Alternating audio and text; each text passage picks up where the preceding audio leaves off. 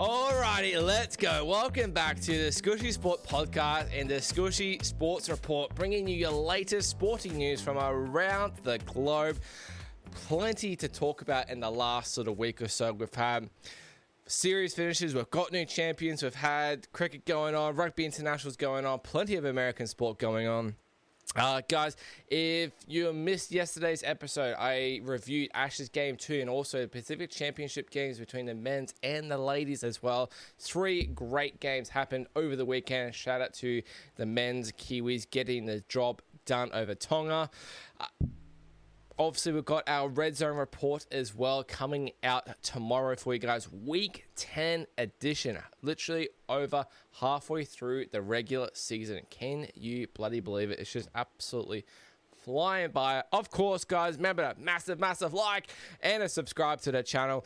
Give me a comment and a review if you are listening on Spotify, Apple, wherever you get your podcast as well. Oh, I love sitting in this chair.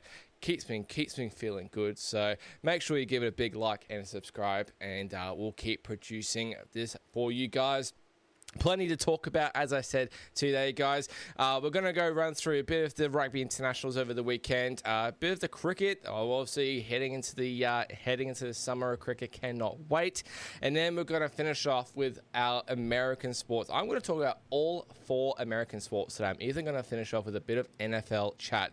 Feel like I really haven't been sort of talking about too much about NFL. Obviously, I do my NFL weekly preview every week, but I feel like I haven't really talked about the NFL too much this season.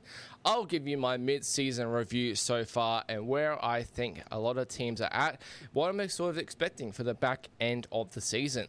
Can my Carolina Panthers feature in the playoffs? We'll have to find out. They came off an absolutely awesome win over the weekend. 13-point underdogs. You absolutely love to see it. But we're going to cross and start with a bit of rugby union chat. So the end of year tours have started in the Northern Hemisphere. So all your main Southern Hemisphere teams, so like New Zealand, Argentina, Australia, South Africa, even Fiji are heading over there. Japan, they're all heading north. The UK have just finished their side of like their sort of domestic comp. So this is for a lot of the Northern Hemisphere teams, like the UK teams and the French as well. It was their first sort of match sort of together. So obviously, like your Southern Hemisphere teams have had the advantage of playing the Rugby Championship, like your Bledisloe Cup, that sort of thing. But it did seem to be a massive advantage for the All Blacks in the weekend gone. So they played Ireland in Chicago, actually. So it was good to get the win in Chicago, 26-13 for the All Blacks there over Ireland, getting our revenge for their 2016 loss there in Chicago. That's the last 3 that we've won against Ireland, which is, I mean, I'm pretty happy with that considering how competitive Ireland are these days. I believe we beat them 2023 World Cup, beat them last year in Ireland, and now we've beaten them in Chicago. So good to sort of get the run on them against Ireland, considering we lost that series against them at home in New Zealand. I think it was 2021, I want to say, or 2022. 2022, I think it was, which was, yeah, pretty embarrassing, but fair play to Ireland, obviously. And holy dooly, if it wasn't, obviously, oh God, I feel like they played better with 14 men than they did with 15 men, because for a lot, the first 60 minutes of this game, Ireland were almost a better team, I think. It was very, very scratchy by the All Blacks in this first 60 minutes of this game here. It was in the early hours of the morning here in Australian East Coast, so sorry, it was at 6 a.m. It wasn't too bad, but I obviously been up that same night watching the Ashes game, so I was pretty bloody tired watching this one. But as I said, All Blacks getting the win 26-13 in this one here, but it wasn't done easily. Bit of an uncharacteristic sort of performance by the All Blacks, considering how our games have gone in the past and how we've blocked out like sort of 20-minute phases. The first 60 minutes was very, very average, I thought. I mean, it started off with an absolute sort of bang, I guess, for a test match. Tard Burn, their star number 4, the star lock player, he got sent for a yellow in literally the 3rd minute. And then it got upgraded to a red card 5 minutes later. So, which was, I didn't think it was a red. I thought it was a yellow. I thought that was a pretty soft red card. I get it. They're trying to obviously mitigate the whole shoulder to head sort of thing. Probably didn't help that he was sort of standing up when he hit the head as well at the shoulder. But this Tard Burn, he's an absolute beast. He has to get down so low to try and hit a guy like Beauden Barrett, and he hit him square in the cheek. Beauden didn't have the ball, like, admittedly, but gosh, I'd be sort of blowing up, I think, if that was a red card on the other side. But how it's working with rugby union these days is, so obviously your yellow card is 10 minutes, just like you see it in rugby league. But like in rugby league, a red card, you're sent off. You see you later. You're good night. Na na na na. Na na na na. Hey, hey, hey. Goodbye. But now in rugby union, if it gets upgraded to a red card, it is what they call like a 20-minute sort of sin bin now, right? But the player doesn't get to come back on after 20 minutes, but you do get to bring a replacement player back on after that 20 minutes. So it was 15 on 14 for 20-minute period there. And then they got to obviously bring on a replacement, but they were essentially down a man for the rest of the game. Like, look, I don't mind the aggressiveness, but I think you got to take the penalty early on there. It was like 3-4 minutes in, as I said. It was literally on the island 22. Could have taken the easy 3, been 3-0 up. They went against that. They kicked for touch. Cody Taylor throws a line out. Not straight. Immediate turnover. And you just think, oh, it's just like, what have we been working on like for the last 3 weeks? It's just uber frustrating. We should not be making silly mistakes like that. Later on, Ireland did get a penalty in like the 10th minute to make it 3-0, pretty standard. And then they barged over for a try from Furlong in the 16th minute to make this 10-0. And that was still a man down. And I was just thinking, are you fucking for real? I was honestly just like pulling my hair out, just like watching this. Like, we're losing, we've lost this period 10-0 where we're up a man. Like, what are we doing? Thank goodness Adi Savia bounced back with a pretty good try, I thought, 2 minutes later. Make it 10-7 in this one here. Obviously, a few minutes later, that was made back to 15 on 15. And it remained 10-7 at halftime as well. It wasn't very good rugby played by either team, in all honesty. Like, really weird sort of kick tennis going on. Just sort of, I believe, sort of on the stroke of halftime, Caleb Clark made a bit of a break, and then it was brought back with obstruction. Just annoying shit like that was happening. So went into the sheds down 10-7 at halftime. I thought I wasn't uber confident. Really, like, as I said, we were very, very scratchy. I thought, considering we've been in the US for a good 2 weeks now, we've had these combos playing before. Beauden's coming back from an injury. I thought it was pretty bloody scratchy, in all honesty. And what I want to say as well is, like, Adi Savia, he scored that try. I still think he should be captain, man. I just look at him, I just think All Blacks captain. And it's not like a bias thing because we've had, like, Richie McCaw being our number 7. He's been our captain for so long. I just don't know if I look at Scott Barrett and think, yep, you're our guy. Like, you're the guy that's, like, leading us. Don't get me wrong, Scott Barrett is a great player, but I don't know. I just look at Adi Savia and I think, okay, he wants all the boys to get on his back, and he goes, come on, let's go. Let's dig deep in this one. And I think that's what you want from your All Blacks captain, who's leading a haka as well. Anyway, I don't know if that's going to change anytime soon. The next 20 minutes of this first 20 minutes of the second half was, again, pretty bloody scratchy. There's some awful rugby going on. And it was 13-7 to Ireland. They got another penalty. There was some awful, like, kicks sort of going into the touch. Awful, just really weird possessions of the ball. It's just not great rugby. As I said, down by 6 with 20 minutes to go. Do you think Ireland would be sort of running out of gas? That looks like that's actually what happened. But the big turning point in this game was Will Jordan put in this ghastly kick, right? Ireland picked it up on their 22, went down for the breakdown, and Quinn Tupaia went straight in, stayed on his feet, and managed to hold on to the ball and then got the penalty for that. So it was immediate turnover inside the Ireland 22 there, it just seemed to absolutely change the momentum, and we kicked it to touch from there. And then we were able to score a try by Tamati Williams from there, which was really good. Really nice pick and go play by Cody Taylor. He passed it off and then gained a bit of momentum, and then a quick quick release of the ball, which I absolutely love. And then Williams is able to score, take the lead 14-13 in this one with sort of about 18 minutes to go. Drink of the day, guys, mangosteen tea. Feeling a little bit under the weather, get a bit of mangosteen tea into you.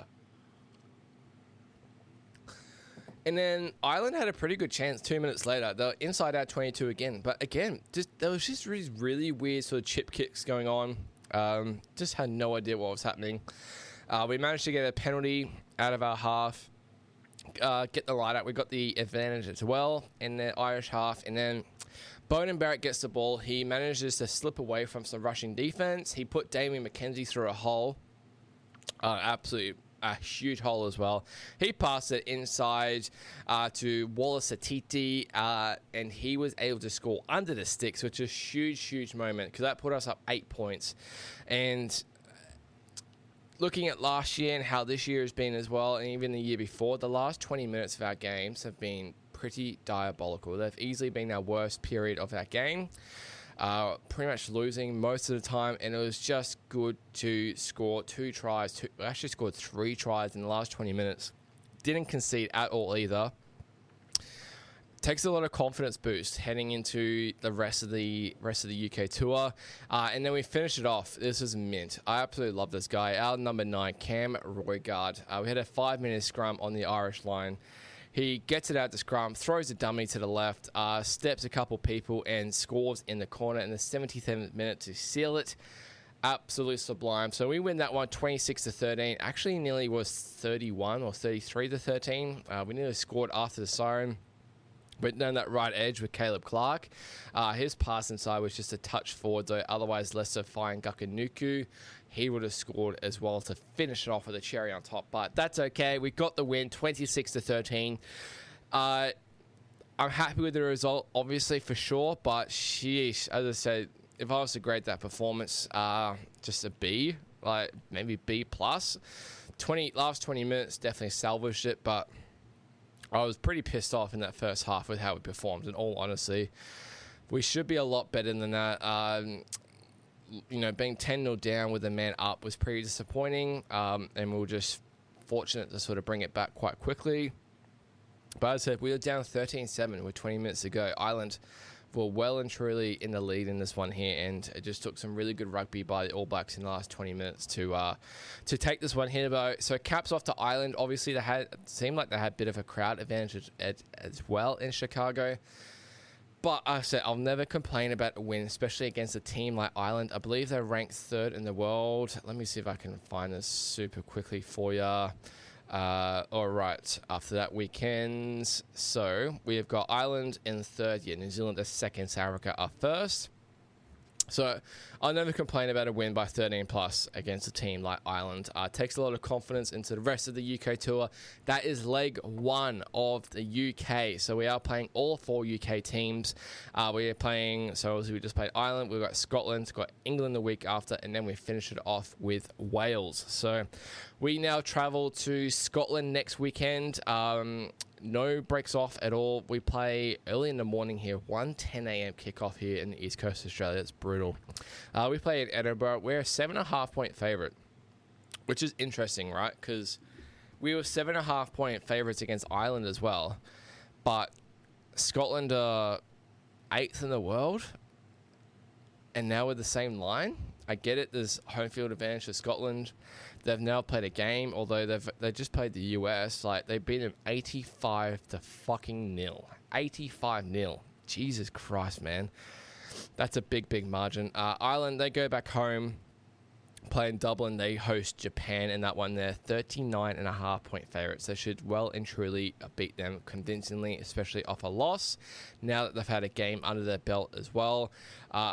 This Irish team, they have not played together since the Six Nations back in February. So what's that, like 8 months since they've all been together. Long time. Obviously, some of them played in the Lions tour here in Australia, but still a long time with that sort of test rugby under your belt. So good to get the win. Absolutely no complaints. And I mean, I like Ireland in that game, plus the 5.5, close 7.5. There we go. That's why I don't really touch rugby too much. But yeah, happy with the win there. Next one was England hosting the Wallabies in this one. And this was all England. I did not watch this game, but looking at the stats, watching the highlights, all England. Absolutely dominated Australia in this one. I probably expected better from the Wallabies. In all honesty, they were 8.5-point dogs. I spoke about it last week. I thought that line was probably a bit too high, considering how well I thought the Wallabies have been playing at the moment.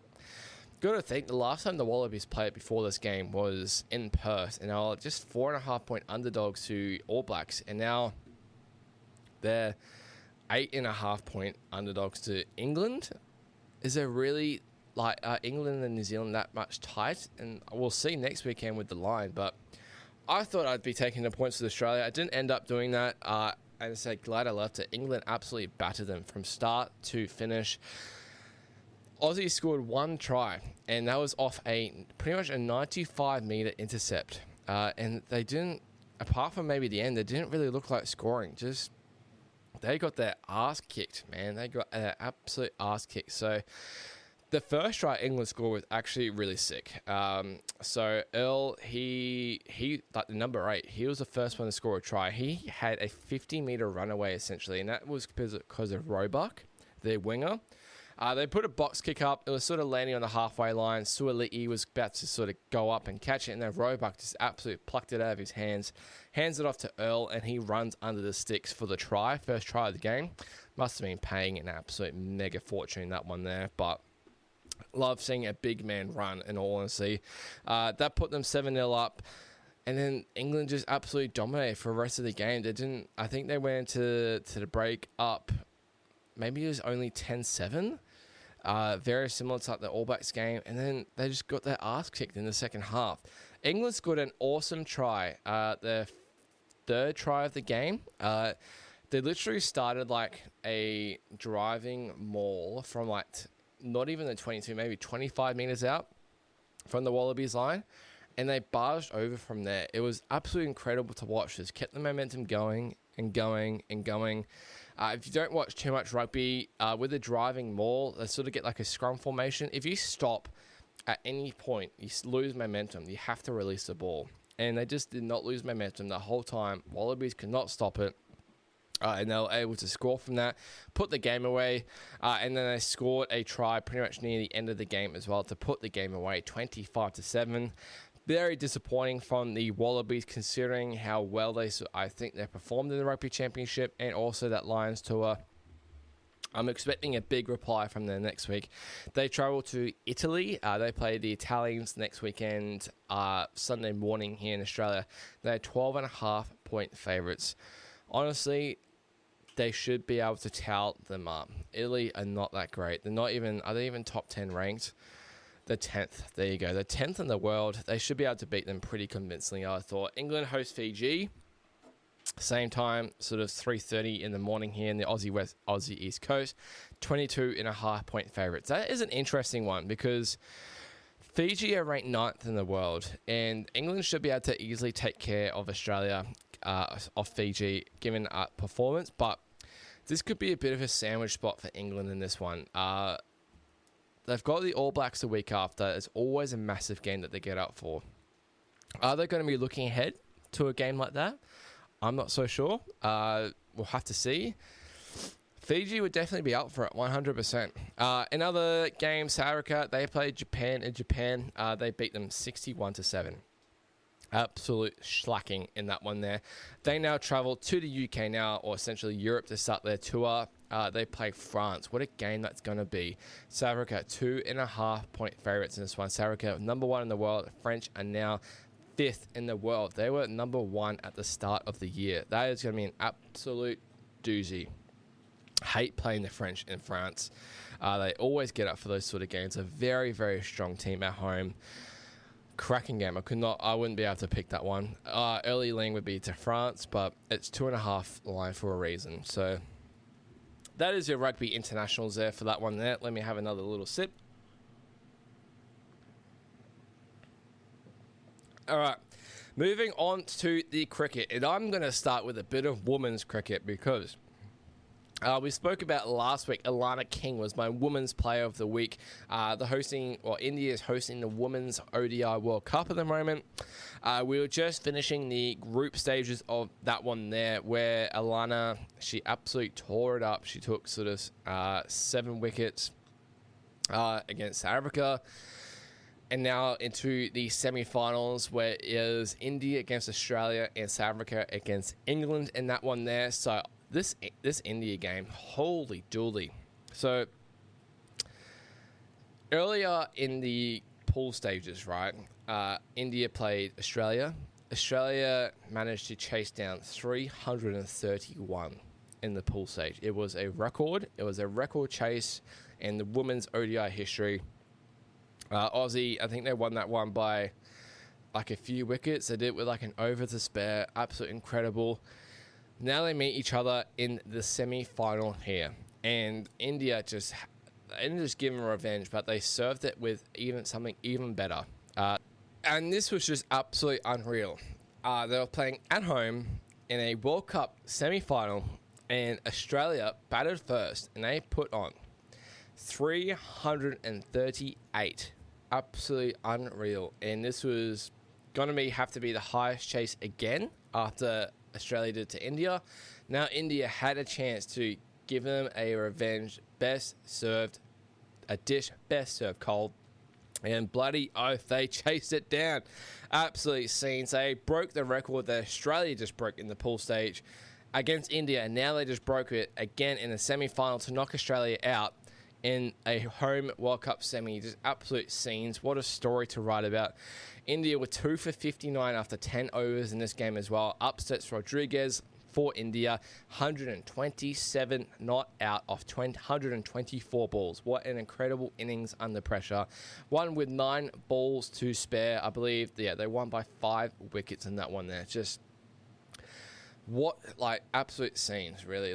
All credit to India. And then South Africa beat England in their other semi by 125 runs. So India were meeting South Africa in the final of this one here, hosting a World Cup final just like the men's team did last year in the ODI World Cup, where obviously we know Australia beat them in the final,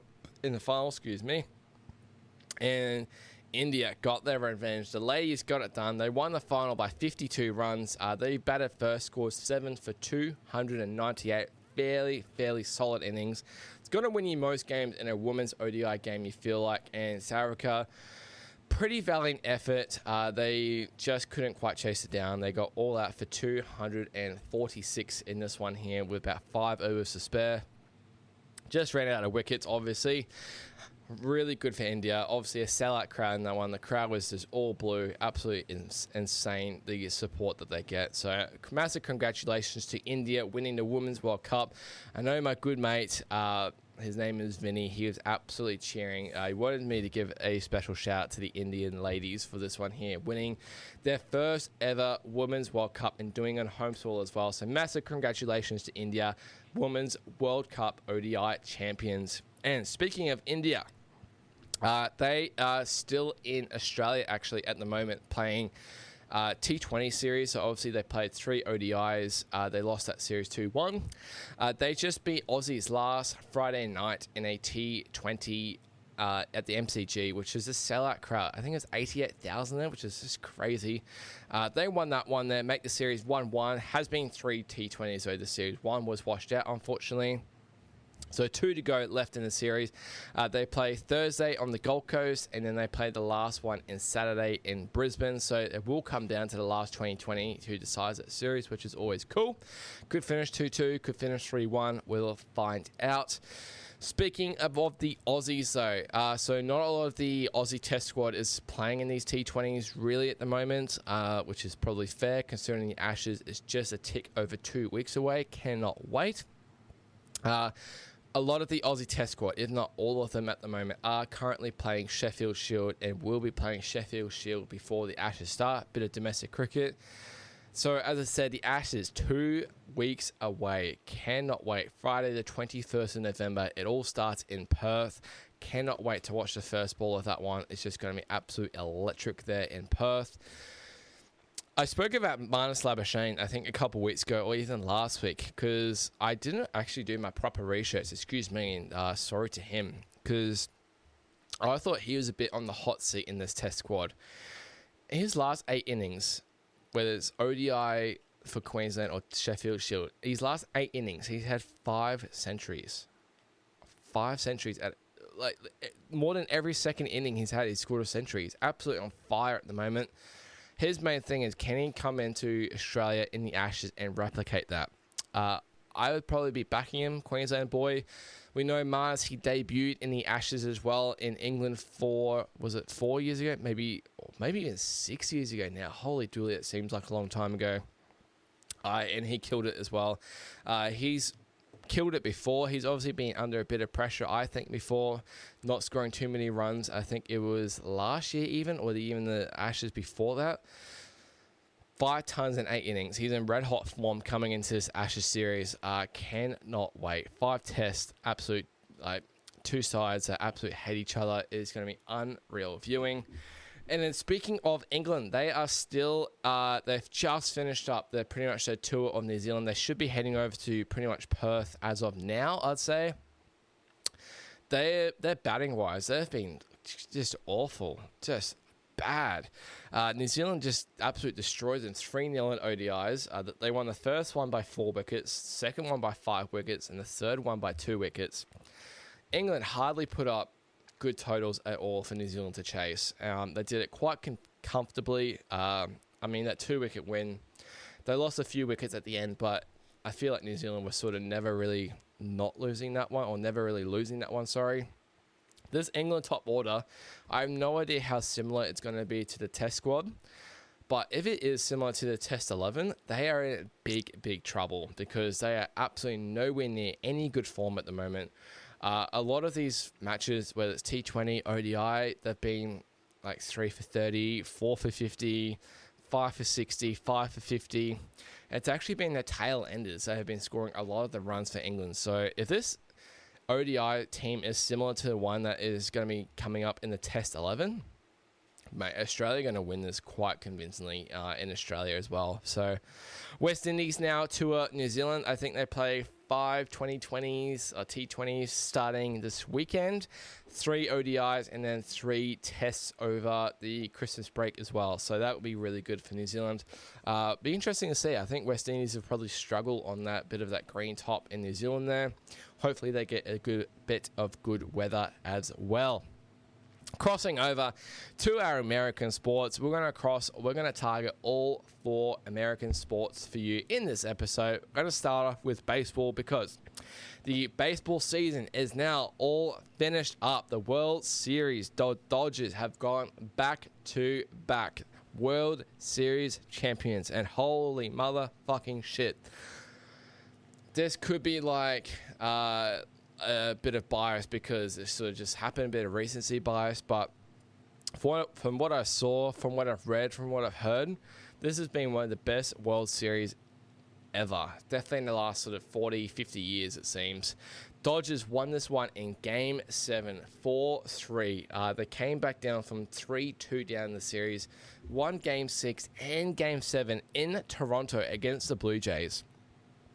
And last week when we spoke about this, the Dodgers were up 2-1 in this series. They had 2 more games left in LA before heading back to Toronto. I honestly thought they were probably a good chance of winning this one 4-1. And Blue Jays obviously had to win one in LA to sort of keep the series going if they wanted to go back home.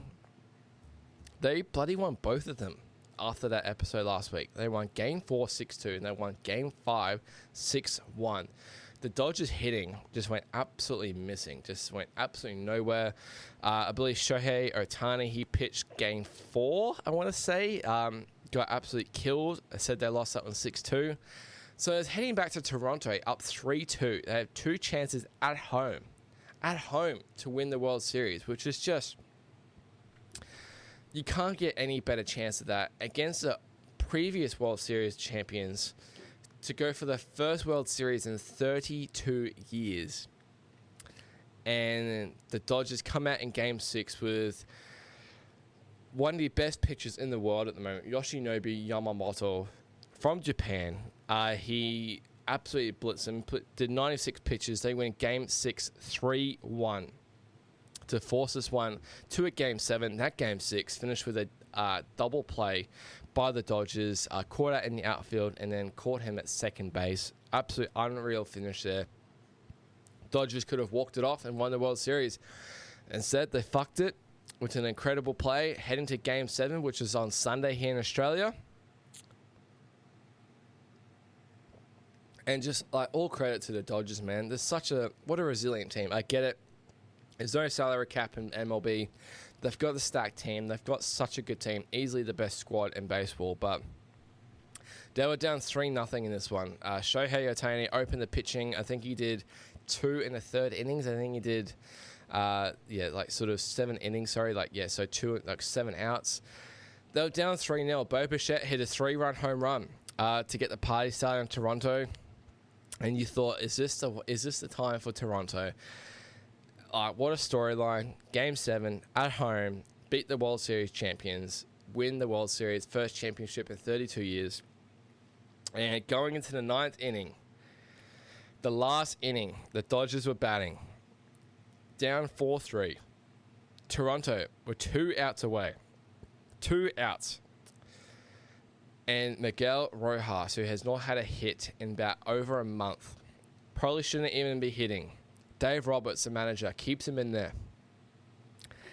Hits a home fucking run in the 9th inning to tie it up 4-4. Absolute scenes. You just could not believe it. It was just like, you almost felt it was scripted in a way. Just absolute sports theatre. I'm getting almost goosebumps just thinking about it, and just like when I was watching it, it's just incredible. And that sent it to 4-4 going down to the bottom of the 9th. Toronto had a chance to walk it off, and boy, did they have a chance to walk it off. Bases loaded, 1 out. And the Dodgers, this guy, man, Yamamoto, who pitched Game 6, he pitched Game 2. Now 1 day later, 0 days rest, comes in to get the Dodgers out of this jam. And I forgot who hit that ground ball, but someone hits a ground ball to Miguel Rojas in the infield. And Kalia Falefa is running to home base to win the World Series, and he gets out by a fucking bee stick. It was just unbelievable. Just the sports theater that was happening, the drama was insane. I just could not believe it. Just the sports theater to the max. And that was 2 outs, and then I believe there was just a pop-up to get the last out. Send it to extra innings. Just scenes, man. Absolute scenes. Neither team got a run in the 10th. Neither team. And then Will Smith. Not the Will Smith you're thinking about, but the Will Smith for the Dodgers hits a single home run in the 11th inning to take the lead 5-4. And Will Smith, when he was hitting it in the air, he said, "Keep my wife's name out your mouth." I'm not sure he said that, but Will Smith did say that once upon a time. But absolutely incredible. Take the lead 5-4. And then even the Blue Jays, they had a chance. I think they were on 1st and 3rd in the 11th inning. 1st and 3rd, 1 out. 1 sack fly. 1 sack fly ties this game up. Even a sack fly in the 9th inning when that base is loaded wins it for the Blue Jays. And Alejandro Kirk of Yamamoto, who's still pitching, hits a ground ball to Mookie Betts, who had done nothing the whole World Series. Absolutely nothing. Runs at the second base, gets 1 out, and then throws it to Freddie Freeman at first base to get the double play, just like Game 6. Finishes on a double play to win the World Series. It's absolutely crazy. Heartbreak for the Blue Jays. This absolute drama is going up as that game is like top 5 sporting events ever. As a singular game, obviously Americans have so much bias to their own sports, which is fair enough. But from what I watched as a sports fan, it was just up there. Obviously, I've watched some cracking sort of grand finals, World Cup finals, plenty of other sports, but that was just up there. Just absolute drama. Just crazy how it all happened. Well, Dodgers, World Series back-to-back champions. Massive congratulations to them. They've opened as heavy favorites to win back-to-back-to-back. I think they're $350 to win it next year. Next one's like $8 or something. Just crazy, but they've got the best team by far. Would not shock me if they go back-to-back-to-back.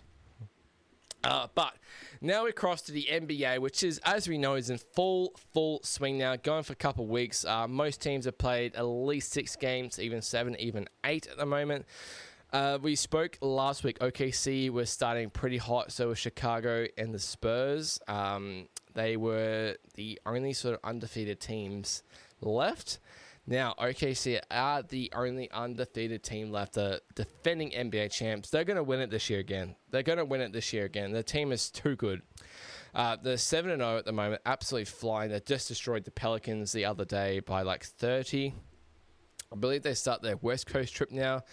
I think they've got, who have they got? I think they've got Phoenix tomorrow, I want to say, which should be an interesting game.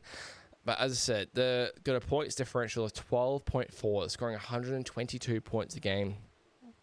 They're just destroying teams at the moment. The Spurs, they had their first loss on Sunday against the Suns, and then are 5-1, but they're still looking good. Victor Wembanyama, he's an absolute tank. He's leading the blocks, 4.7 blocks a game. 4.7. The next one is Alex Sarr from Washington with 2.2. Are you kidding? He's having more than double what second is getting. This guy is an absolute giant. He's still second favorite to an MVP below Shai Gilgeous-Alexander for OKC, but OKC is running hot, man. They're going to finish number 1 seed. Can they win 70 games? I would not rule them out of it. That's for fucking sure. In the West Conference, as I said, Spurs are 5-1. Lakers are 6-2. They had an awesome win. Unreal win against the Blazers today. There were no LeBron. He still hasn't played. No Luka. No Austin Reeves. So their big 3 that they have were all out. I think they literally had like Rui Hachimura leading the court for them. Bronny James got some game time for them as well. They absolutely killed Portland today as 9-point underdogs. 9-point underdogs. They smashed Portland. 4 in a row now. The Lakers are absolutely rolling. Considering they've had that opening day loss against Golden State, they've gone 6-1 since then. Very, very impressive by the Lakers. Luka's cooking at the moment. Still got LeBron to come back. Luka is $550 to win MVP at the moment, which is no shock. They are looking good, man. They're looking good. Denver's 4-2. Houston's 4-2. Pretty much a lot of your common teams I'm expecting sort of up there, almost up there in that sort of the top 6 for the Western Conference that I'm expecting to sort of be there in the playoffs. Clippers have started pretty slow. They had a bad loss against the Miami Heat today. Golden State's not going too bad. They've got a big sort of road trip coming up. I think they play like 1 home game in their next sort of 12 games, which is absolutely ridiculous. I don't know how that sort of scheduling works, but they've obviously got a big home stretch coming some stage during the season. Utah Jazz 3-4. They won as 10.5-point underdogs in Boston today. The Pelicans. Oh boy, the Pelicans 0-6. They are one of 2 winless teams at the moment, and they are looking horrific. Minus 18-point differential. Horrific. I believe they don't even have their first round picks the next 2 years or something. It's not looking good if you're a New Orleans supporter. Obviously New Orleans, you've got the Saints as well. They don't have a baseball team. No, they don't. They don't have a baseball team. They don't have a hockey team. It's looking pretty bleak if you're a New Orleans supporter at the moment. Pelicans and then Saints in the NFL, not looking good. The other winless team at the moment is the Brooklyn Nets, which is no one's surprise as well either. Brooklyn's absolute trash. Minus 15, nearly 16-point differential. Their defense is horrific. Easily the worst in the league at the moment. 127.6 points a game they're conceding. pretty hard to win games when you're conceding that many points. They're automatic over teams at the moment. Defense is horrible. One of the surprising points is the Pacers. They had their first win against Golden State on the weekend, which is surprising. They're 10.5-point dogs in that one. They're 1-6 at the moment. It's the only win that they had. They're so bad at the moment. You got to feel sorry. Tyrese Halliburton, he's pretty much gone for the season after he got Achilles done in Game 7 last year. They're just injured all over the board, so we'll see what they can do, but I don't believe the Pacers at the moment will be making the playoffs or getting back to the finals like they did last year. The Sixers and the Bulls, they are atop of the Eastern Conference. Bulls had their first loss the other day against the Knicks, which is a good win by the Knicks. The Sixers, they are rolling at the moment. Embiid, he's missed a couple games, but Tyrese Maxey, holy dooly, he's absolutely smashing at the moment. I believe he is... Yeah, he's second in points per game at the moment with 33.7. Giannis is leading the league at the moment with 34.2. SGA, so Shea, is 33.6. Lauri Markkanen as well by the Jazz. He's at 33, pretty much capping it off that top four there. Eastern Conference is looking pretty good. In a way, I guess Sixers, Bulls, and the Cavs. I mean, the Cavs are pretty injured at the moment. Donovan Mitchell is being pretty injured. Not too many other good teams, I feel like, in that conference at the moment. Maybe Detroit, but even then, that's a bit of a stretch. The Bucks, I think they're looking good. Giannis had a game winner against the Pacers today. They're putting out big points, so he's obviously the points leader at the moment in the league. So the Western Conference, I think, is where it's at. You got OKC, you got the Spurs, Lakers, Nuggets. Houston's looking good. The Wolves, once Anthony Edwards comes back, he's been out like a week. He's going to be back in another week. Obviously, you got Golden State. Portland is there, even though they had that bad loss. They still got Lillard to come back. The Clippers, they're stacked as well, but they're pretty old, but they're 3-3. You expect them to sort of come back a little bit sort of into the season there. Yeah, very interesting season. It's good to have the NBA back. We'll just obviously monitor it throughout the season. In the hockey, the NHL, one of my favorite sort of sports going around at the moment. That is also in full swing. A lot of the teams played anywhere from 12 to 14 games in this one, or even 11, This started a couple weeks before the NBA. In the Eastern Conference, one of the surprises, the Montreal Canadiens. They did make the playoffs last year, but it is good to see them at the top of the conference at the moment with 18 points. They've got 18 points along with the Devils, the Red Wings. They are cooking at the moment, and the Penguins. What a surprise, the Penguins. Who would have thought seeing at 8-4 with 2 overtime losses? Wowee, the Pittsburgh Penguins, don't get me wrong, they've got a very old team. And I will tell you now, despite them being tied at the top of the Eastern Conference, they had a brutal loss to the Leafs today. They were up 3-0 in the third period and lost 4-3 in regulation. Are you kidding? Let me tell you now, Pittsburgh lost back-to-back now. Once this team starts losing, they will lose. They will lose plenty. I'm not even expecting them to make the playoffs, despite how good their start to the season has been. And it's going to be interesting. They're such an old team. Obviously, Sidney Crosby, he's so good, but I'm not expecting them to hang around whatsoever. The Leafs are hanging around 15 points. Canes 14. They've had a bit of a weird one. That's a bit strange. They had some good road wins, but lost one at home. Rangers had a really good relative road trip. I spoke about them last week. I believe last week they were sitting second last or third last in the conference, and then they've gone to like the Canada side. They've beaten the Canucks. I think they beat the Oilers as well, and they beat the Kraken as well. So 3 wins on the trot for the Rangers on the road as well. I think they must be heading back home relatively soon. But the Florida Panthers, they're actually third last in the conference. Don't get me wrong. It's super tight in the conference at the moment. It's actually a pretty good conference compared to the Western.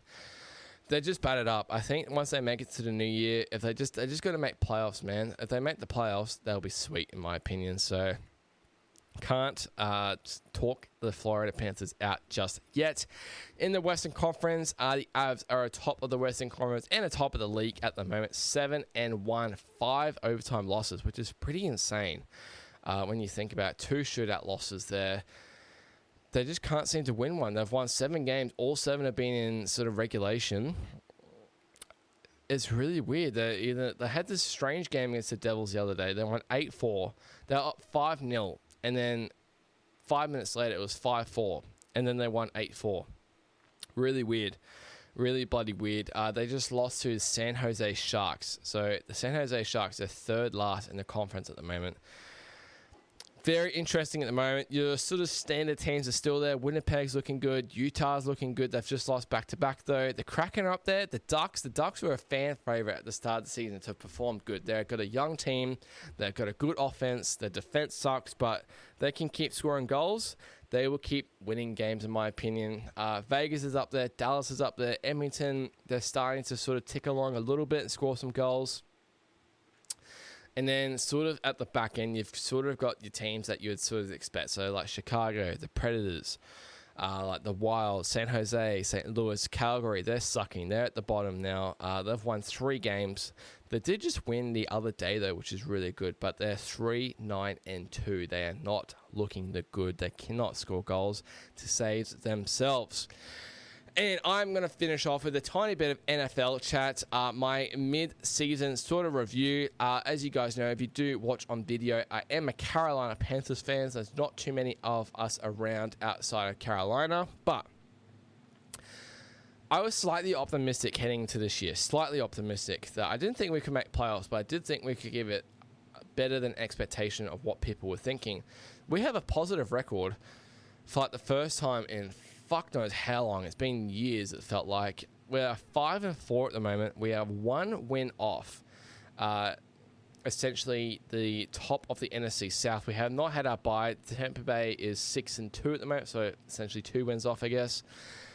We just beat Green Bay in Green Bay. It's 13-point dogs at the moment. The defense is looking very good. A massive improvement last year. We're running the ball really well with Rico Dowdle. I'd like to see Bryce Young play a little bit better, definitely, in the backstage. But we're 3-1 at home. We're 3-1 in the conference. We're 1-0 in the division. We've got the Saints this weekend. We're heavily favoured. We're looking to go 6-4, and then we play Atlanta the week after. So they are 2 big division games coming up. Tampa's got a hard game against New England this coming weekend. They're rolling at the moment. But this is a really open comp, or open league, it feels like, at the moment. First time since 2010, we've had every team has lost 2 games, which is really interesting. Usually there's sort of 1 team or 2 teams that are sort of 7-1 or 8-1 by this sort of stage, or even 9-0 by this sort of stage of the year. But like Kansas City, they're 5-3 at the moment. Like the Bills are 6-2, but they just had like this really awesome winning against the Chiefs, but then they lose against New England at home. They just look a bit weird, I guess. I don't know. Some teams are a bit fraudy, I think, at the moment. I think New England is definitely a good team, but even then, they've had some really tight wins as of late. And they've got a cakewalk schedule. They've played some easy defenses. They've got a cakewalk schedule coming in. They've won 6 in a row. They were 1-2. They had a loss against the Steelers and then the Raiders in week 1. Hard to believe this team lost to the Raiders at home. Now they've won 6 in a row. Drake May is 3rd favourite for MVP, I think, paying $5. Allen is favourite for MVP at $2.75, but even then, I don't think Allen's played that well this season compared to last year when he won MVP. Obviously, his price switched to Mahomes after beating him on the weekend. There are some really crap teams, though, this year. Really crap. Like, you got Miami, you got the Jets, you've got the Bengals, obviously, with that Burrow. You've got the Browns, you've got the Titans, they're disgusting. The Raiders, they're bad. The Giants aren't that good. They've got a bit of promise, but keep losing. The Saints, they're bad. Arizona's not that good either, despite they had a good win against Dallas today, don't get me wrong. But they're sitting at 3-5. Those 5 losses have pretty much all been within like a touchdown, which is just brutal.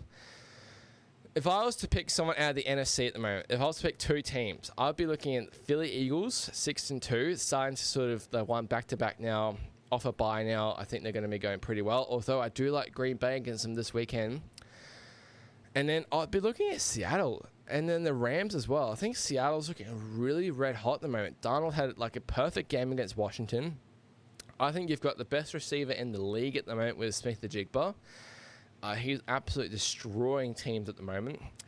Green Bay is 5-2-1. They're a really weird one because they're beating all the good teams and then they lose against the Browns and the Panthers. They tie against Dallas, but then they have these wins against Detroit where they smack them. They beat, they smashed. Who else did they smash? They smashed the Steelers on Sunday night a couple weeks ago. Just really weird. And then the AFC. The Colts have been super surprising. 7-2. They're sort of top of the league at the moment, or conference. They just had a bad loss against the Steelers. Had 6 turnovers. You kind of get the vibes from the Colts. If they lose, if they get to the playoffs, which they will, you just get the vibes that Danny Dimes will just be like a New York Giant again. Just absolutely flunk it. And can you honestly see the Colts winning a playoff game? I'm not sure. There's a good chance they could be hosting someone like the Chiefs or something. Are you really going to back Indy to beat Mahomes in the playoffs? I get it would be an Indy, but for me, no, not really. Denver's 7-2. Epic defense. But Bo Nix, is he a guy that's capable of winning a big playoff game? I'm not so sure. Is New England capable of winning a big playoff game? I'm not so sure. Buffalo, we know Buffalo can be there amongst it, but as soon as they play the Chiefs, they lose. They're 0-4 against them in the playoffs. Steelers, they're top of the AFC North.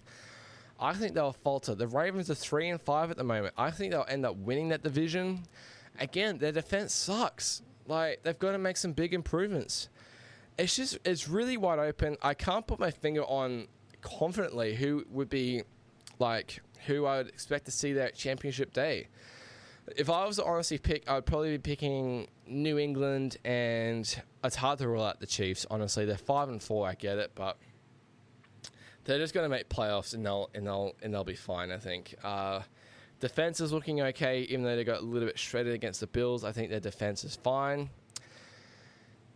They're just going to make the playoffs, in my opinion, and they'll be fine. They're third in the division. They're actually a threat of missing the playoffs at the moment, but I think they'll be fine. Denver isn't the best 7-2 team. They've actually got Denver coming up in the next game after their bye, which is a huge game.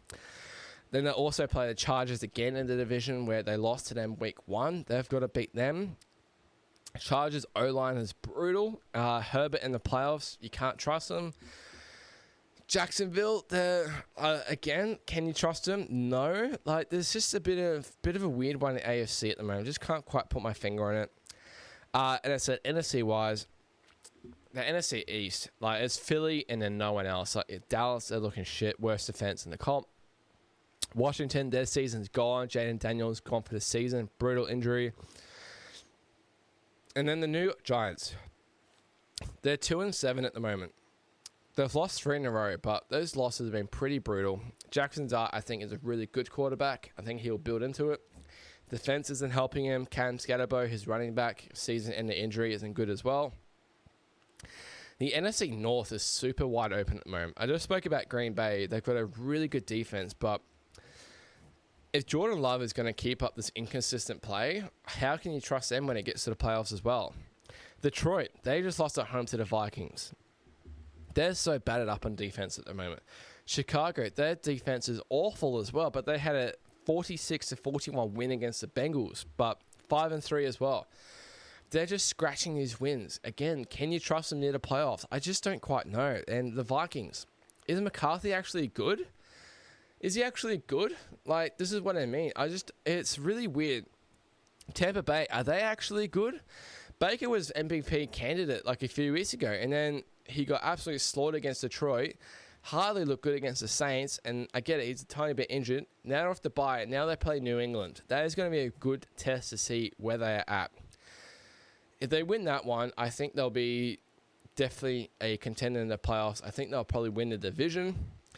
Atlanta, I expected better. They had an awful loss against Miami. They've lost 3 in a row now. They were 3-2 heading into the bye, looking pretty good.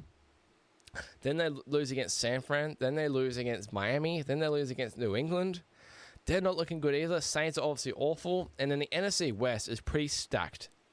Seattle 6-2, Rams 6-2, 49 6-3. Seattle and the Rams are the main two I'm looking at because San Fran, They got a cakewalk schedule, but I don't think they'll be there in amongst the playoffs. They've got a cakewalk schedule coming in. Brock Purdy, he's been banged up. The defense is massively banged up. Jawan Jennings, he's been banged up. Ricky Pearsall, he's been banged up. Brandon Ayuk, he hasn't even played a game yet this season. George Kittle, he's been injured. Injuries all over the place. Ironically, Christian McCaffrey has been the healthiest player on that team this season, and he's usually the one that is getting banged up. So, look, they're 6-3. They've got the Rams, so a big NFC West game this weekend. I expect the Rams to win that game. Bit of revenge from about 4 weeks ago. I'm expecting the Rams to win that one. If Stafford stays healthy, the Rams, they could easily win the Super Bowl. There's no reason why they can't. Best wide receiving core duo, I think, in the league with Devontae and Puka Nacua. I'd like to see them run the ball a bit better, but Stafford's looking good. If he can stay healthy, obviously with his back injury, then they are a genuine contender in the NFC to be representing the NFC on Super Bowl day, I think. So, really interesting to see where the NFL is heading. Halfway through the regular season now, I can't even put my finger on it. It feels similar to how the NRL season was this year. I just can't put my finger on who was looking good. I'm thinking the cream will rise to the top near the end of it, like per usual, but the main thing is there's a lot of bad teams in this league at the moment, and it's going to be interesting to see who does get this number one draft pick, which head coach gets fired first. Like Aaron Glenn's awful, Mike McDaniel's awful. Oh, sorry, Brian Callahan, he got fired. He was the first one. Pete Carroll with the Raiders, he's looking bad. I think Brian Daboll and the Giants, I think he's going to get sacked. Kellen Moore and the Saints, he's not doing much for this team. Not that they've got a good team, but I think they just need a couple rebuilding years. Yeah, really interesting to see. So I'll keep you guys updated, obviously, with the NFL. Try my best throughout the year, but I really can't pick who's going to really be there near the end of the year. Some good teams definitely at the moment. Like I think Seattle and the Rams are probably the top two at the moment, and the Pats, but they could falter any time, honestly, and it would not shock me. So that has been my review of the NFL season and also all my American sports as well. And that will do it for this week's episode of the Skooshi Sports Podcast. Going a little bit over the time sort of today, but we had a lot to cover in this episode of the Skooshi Sports Report, giving you my rundown of the Rugby Internationals from the weekend, the cricket heading into the summer, and then obviously covered all 4 American sports for you. We are in full swing when it comes to sports. Not much Australian sports, no NRL or AFL happening at the moment, but we have still got plenty happening. Obviously, BBL starts in just over a month, which is super exciting. I will probably be reviewing that as well. Yeah, plenty happening. Soccer going on. I don't even talk about soccer. I could talk about the Premier League as well if I wanted to. Plenty happening at the moment. But of course, guys, if you like the content, you like what you see, make sure to give it a massive like and subscribe. It really helps the channel. Let me know your thoughts. Give me a comment. Who's your team? What do you think? Who's your NFL contender at the moment? Who do you think is looking good come NFC, AFC title games? Who's going to win the division? Who's going to get this number one draft pick? Going to be super interesting to see. But guys, thank you so much for watching. This has been me, Skooshi Sports. I will be having with you back tomorrow for the Red Zone Report, Week 10 edition. Obviously, otherwise, I will be with you guys next week. Thank you so much for watching, and cheers.